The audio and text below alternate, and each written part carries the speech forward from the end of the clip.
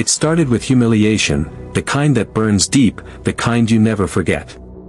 The gym was filled with laughter, chatter, and graduation gowns that shimmered under the fluorescent lights of Ridgewood High.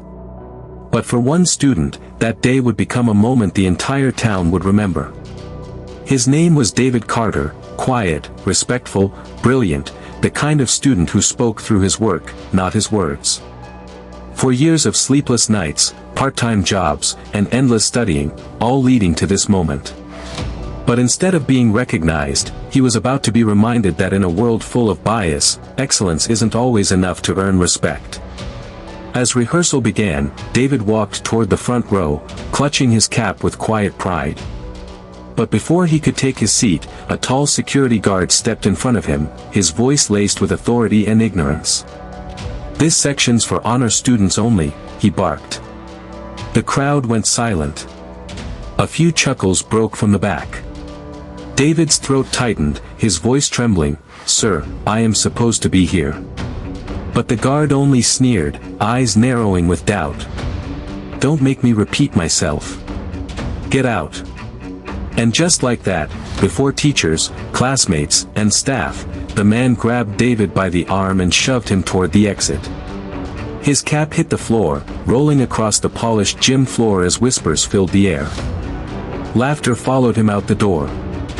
Outside, David stood alone, tears threatening but never falling. His heart pounded, not from shame, but from fury wrapped in dignity. He thought of his mother, the woman who worked double shifts just to keep him fed. He thought of his little sister who believed her big brother could move mountains. And in that moment, David made a silent promise: "They will remember my name."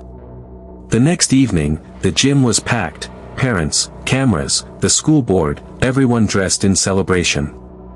David's humiliation was yesterday's gossip, but what came next would rewrite everything. The principal took the podium, her smile confident. "It is my great honor to introduce this year's valedictorian." A pause. The crowd waited. David Carter. The name hit the air like thunder.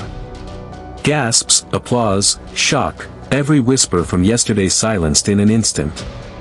The same security guard who had dragged him out stood frozen at the door, color draining from his face.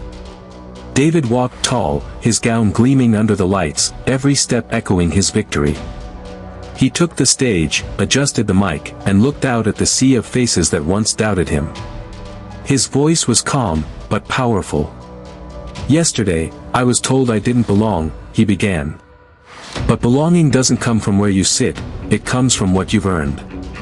And I earned this. Every late night, every sacrifice, every moment of being told I couldn't, that's what brought me here." The audience erupted, the crowd on its feet. His mother cried, his sister beamed, and the security guard lowered his head in shame. But just as the applause thundered, something changed. A man in a dark suit, the district superintendent, hurried to the principal, handing her a paper that made her face turn pale. She stepped back to the microphone, her voice trembling. "Ladies and gentlemen, I've just received a notice from the district. There appears to be a discrepancy in David Carter's records." The crowd gasped. The lights seemed to dim. David's smile faded. "It says here," she continued shakily, "David Carter may not be eligible to graduate." Silence. His mother stood in disbelief. The guard looked stunned. And David, standing under the blinding lights, gripped his diploma tighter. "That's not true," he said firmly. "I did everything required." But the superintendent's cold voice cut through the room. "Until we verify this matter, your diploma is suspended." The word echoed like a verdict. David raised his chin, his voice steady despite the storm. "You can take the paper," he said, "but you'll never take what I earned." The crowd rose again, chanting his name, "David! David! David!" The guard turned away, unable to look. Cameras flashed. Chaos erupted. They tried to humiliate him once, and now they were coming for everything he built, his diploma, his scholarship, his future. But what they didn't know was that David Carter was not done fighting. Because sometimes, when the system tries to silence you, a pause. The music swells. That's when the truth starts to speak louder than ever. The crowd's cheers had barely faded when the storm began. Overnight, David Carter's story swept through the city, trending on social media, aired on every local channel, his name echoing in headlines, valedictorian's diploma suspended mid-ceremony. But behind the noise was a truth no one could ignore: the district wasn't just questioning his diploma. They were trying to erase his scholarship, his future, his legacy. And for David, this wasn't about one piece of paper anymore. This was war. By morning, reporters camped outside his home. Cameras flashed as David stepped out with his mother by his side, both dressed with quiet pride, their eyes tired but unbroken. "I will not be silenced," David told the microphones, his voice steady. "I earned my place, and I will prove it." His mother gripped his hand tight, whispering, "We didn't come this far for them to take it away." But what they didn't know, deep inside the district's office, the superintendent was furious. Furious that a boy he'd underestimated had embarrassed his administration. And now, he was determined to bury him under bureaucracy. Letters. Meetings. Threats disguised as policy. They claimed his grades were misreported, that his records were incomplete. But one teacher refused to let the lies stand. Mrs. Rodriguez, the same teacher who had defended him at graduation, walked into the superintendent's office with a folder in hand. "You can hide behind your rules all you want," she said, voice sharp as glass, "but you can't rewrite the truth." She dropped the folder on his desk, proof of every assignment, every exam, every perfect score. "You tried to humiliate him because of the color of his skin," she said. "But you just exposed your own." The superintendent's face darkened. "You're making a mistake," he hissed. "No," she said firmly, "you already made one." By afternoon, the story reached higher authorities. Civil rights groups got involved. The mayor called for an investigation. The school board scrambled, panicking as thousands marched outside Ridgewood High holding signs that read, "Justice for David," and "He earned it."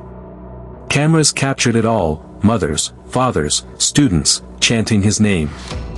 The same security guard who had once dragged David out stood in the crowd, his uniform replaced with plain clothes, his eyes full of guilt. Inside the school auditorium, the same place where he was humiliated, a special hearing was held. David stood before the board, dressed in a simple suit, his voice calm but strong. "You questioned my worth," he said. "You doubted what I earned. But I stand here today to remind you, dignity doesn't come from permission, it comes from perseverance." The room was silent. The superintendent looked cornered, sweat on his brow, knowing his lies were unraveling. Then, the board chairwoman stood. "We've reviewed the evidence," she said, her voice echoing through the hall. "And we find no error in David Carter's record. His grades are valid. His achievements are real. His diploma and scholarship are hereby reinstated." The audience erupted, applause, cheers, tears. His mother sobbed openly, clutching him tight. Reporters captured every moment, the boy they tried to erase standing taller than ever. Even the security guard approached quietly, his voice breaking, "Son. I'm sorry. I was wrong." David looked him in the eye, paused, and said softly, "Then let this be the last time you judge someone before you know their story." Justice had found its voice. The tables had turned. What they meant for humiliation became a lesson in humility. David Carter, the boy they tried to silence, became the voice that reminded the world what strength looks like in the face of prejudice. The scene fades to David standing on the steps of the school, diploma in hand, his mother beside him, the sun setting behind them, golden light breaking through the clouds like hope reborn. But as cameras flash and cheers echo, a black SUV pulls up quietly at the curb. A tinted window rolls down. Inside, the superintendent sits, phone to his ear, his voice low and cold. Tell the board this isn't over. They tried to destroy his future once, but this time, they were coming for something bigger. A slow fade to black.